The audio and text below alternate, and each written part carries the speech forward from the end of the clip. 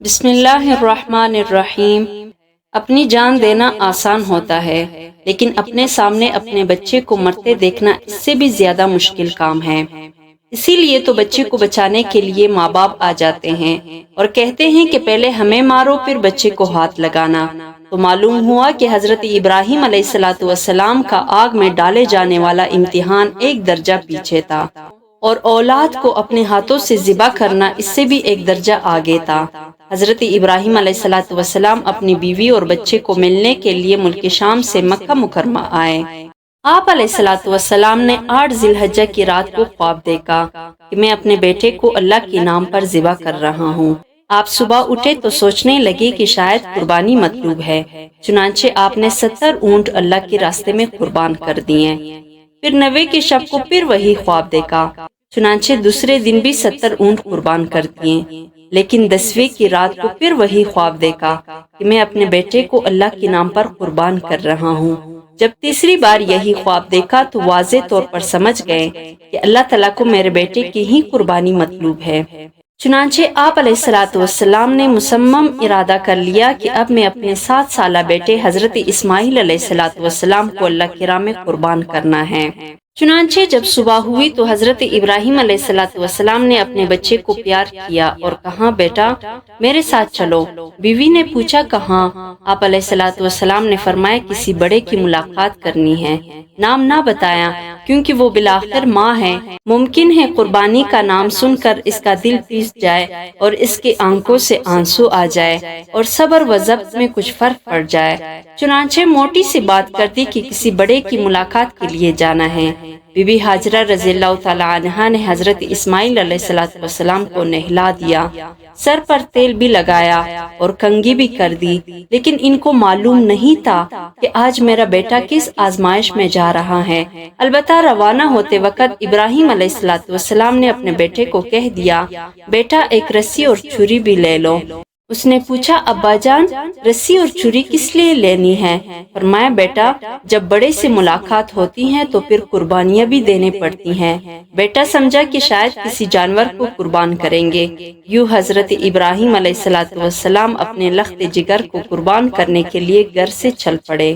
جب وہ اپنے گھر سے چلے گئے تو پیچھے شیطان ملعون بی بی ہاجرہ رضی اللہ تعالی عنہا کے پاس آیا اور کہنے لگا، تجھے پتہ بھی ہے آج تیرے بیٹے کے ساتھ کیا ہونے والا ہے؟ انہوں نے پوچھا، کیا؟ وہ کہنے لگا، تیرا خاوند تیرے بیٹے کو ذبح کر دے گا۔ انہوں نے کہا، بوڑھے تیری عقل چلی گئی، کبھی باپ بھی اپنے بیٹے کو ذبح کرتا ہے؟ وہ کہنے لگا، ہاں ان کو اللہ کا حکم ہوا ہے۔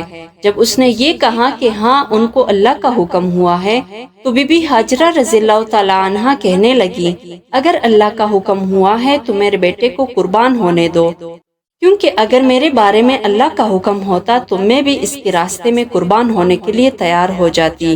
جب شیطان کا بی بی ہاجرہ رضی اللہ تعالی عنہا کے سامنے کوئی بس نہ چلا تو وہ راستے میں حضرت اسماعیل علیہ السلام کے پاس آیا اور ان سے پوچھا، سنو تم کہاں جا رہے ہو؟ آپ نے فرمایا، کسی بڑے کی ملاقات کے لیے جا رہا ہوں۔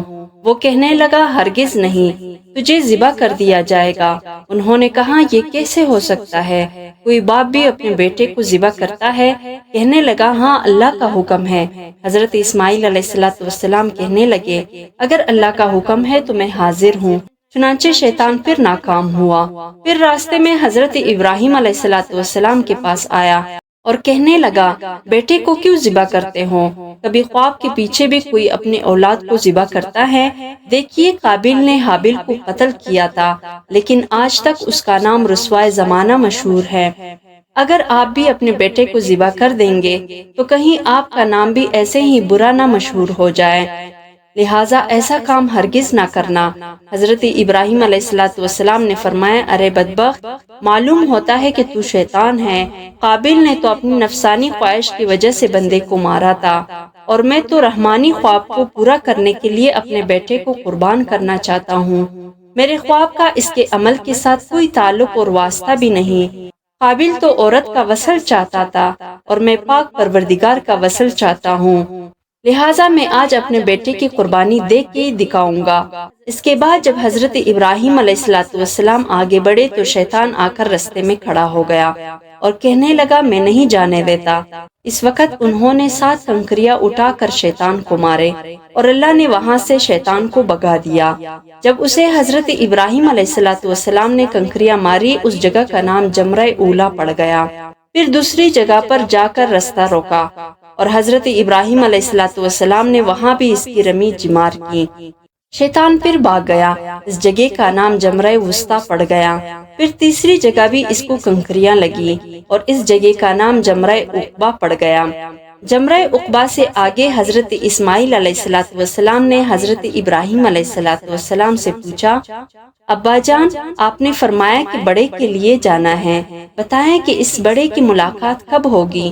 اب حضرت ابراہیم علیہ السلام نے اپنے بیٹے کو ساری بات بتائی۔ یا بنی انی ارا فی المنام انی اذبحک فانظر ماذا تری، اے میرے بیٹے، میں نے خواب دیکھا ہے کہ میں تمہیں ذبح کر رہا ہوں، بتا تیرے کیا رائے ہیں؟ بیٹا بھی جد الانبیاء کی گھر کا چشم و چراغ تھا اور بعد میں منصب رسالت پر فائز ہونے والا تھا، اس لیے کم سنی کے باوجود سر تسلیم خم کرتے ہوئے نہایت ہی ادب سے عرض کرنے لگے، یا ابت افعل ما تؤمر ستجدونی انشاء اللہ من الصابرین، اے ابا جان، ہر گزرے جس بات کا آپ کو حکم ہوا ہے آپ مجھے صبر کرنے والے پائیں گے۔ سبحان اللہ، جب باپ کے دل میں محبت الہی کا جذبہ موجزن ہوتا ہے تو پھر گھر کے دوسرے افراد کے اندر بھی اس کے نمونے نظر آتے ہیں۔ جب بیٹے نے یہ جواب دیا تو حضرت ابراہیم علیہ السلام ان کو ذبح کرنے کے لیے تیار ہو گئے۔ یہ دیکھ کر وہ کہنے لگے، ابا جان، میں آپ سے 4 باتیں عرض کرنا چاہتا ہوں۔ حضرت ابراہیم علیہ السلام نے فرمایا، میرے بیٹے، تم مجھے بتاؤ کہ تم اس وقت مجھے کیا کہنا چاہتے ہو؟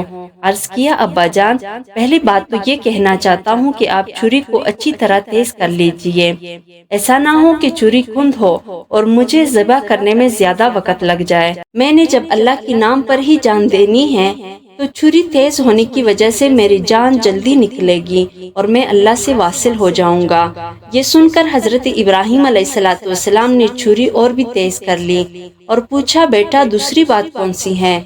بیٹے نے عرض کیا، ابا جان، میں چھوٹا ہوں، آپ مجھے رسی سے باندھ دیجئے۔ چنانچہ حضرت ابراہیم علیہ السلام نے ان کو رسی سے باندھ دیا اور پوچھا، بیٹا، تیسری بات کون سی ہے؟ بیٹے نے عرض کیا، ابا جان، جب آپ مجھے ذبح کریں گے تو آپ میرا چہرہ اوپر آسمان کی طرف نہ کرنا، کیونکہ میں چاہتا ہوں کہ مجھے سجدے کی حالت میں موت آئے۔ ویسے بھی جب آپ کی طرف میرے پیٹھ ہوگی تو آپ کے دل میں محبت بدری بھی جوش نہیں مارے گی۔ حضرت ابراہیم علیہ السلام نے فرمایا، بیٹا، میں یہ بھی کر دوں گا، آپ اور کیا بات کرنا چاہتے ہیں؟ عرض کیا، ابا جان، جب آپ مجھے ذبح کر چکے تو آپ میرے کپڑے میرے والدہ کو دکھا دینا اور کہنا کہ آپ کا بیٹا اللہ کے نام پر کامیاب ہو گیا۔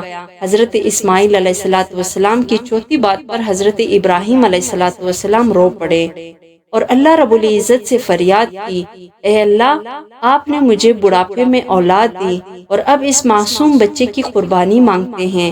اے اللہ، اپنے خلیل پر رحم فرمانا اور اس بچے پر بھی رحم فرما دینا جو قربانی کے لیے تیار ہے۔ پھر حضرت ابراہیم علیہ السلام نے حضرت اسماعیل علیہ السلام کو اوندے منہ لٹا کر ان کے گلے پر چھری رکھ دی۔ وہ ان کو ذبح کرنا چاہتے ہیں مگر چھری ان کو ذبح نہیں کرتی۔ اللہ رب العزت نے جبرائیل علیہ السلام کو حکم دیا، اے جبرائیل، جاؤ اور چھری کو تھام لو، اگر رگوں میں سے کوئی رگ پھٹ گئی تو فرشتوں کے دفتر سے تمہارا نام نکال دوں گا۔ چنانچہ جبرائیل علیہ السلام آ کر چھری کو تھام لیتے ہیں۔ حضرت ابراہیم علیہ السلام چھری کو چلانے کے لیے پھر کوشش کرتے ہیں لیکن چھری نہیں چلتی۔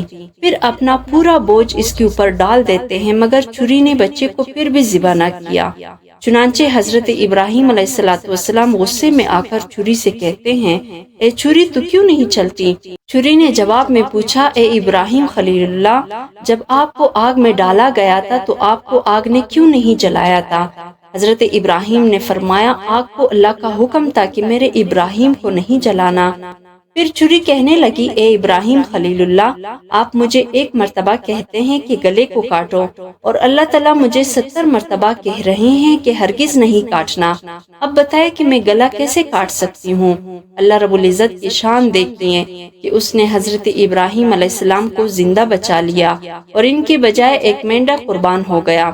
اللہ تعالیٰ کو حضرت ابراہیم کی یہ ادا اتنی پسند آئی کہ اللہ نے ان کے بیٹے کو محفوظ بھی فرمایا اور فرمایا وَفَدَيْنَاهُ بِذِبْحٍ عَظِيمٍ، اس کی جگہ ہم نے ایک بڑی قربانی دے دی۔ مفسرین نے لکھا ہے کہ اللہ تعالیٰ نے عظیم کا لفظ اس لیے ارشاد فرمایا کہ حضرت اسماعیل علیہ السلام کی پیشانی میں 2 نبوتوں کا نور تھا، ایک اپنی نبوت کا اور ایک سیدنا رسول کریم صلی اللہ علیہ وسلم کی نبوت کا۔ اللہ تعالیٰ فرماتے ہیں، ان ھذا لہو البلاء المبین، بے شک یہ بہت بڑی آزمائش تھی۔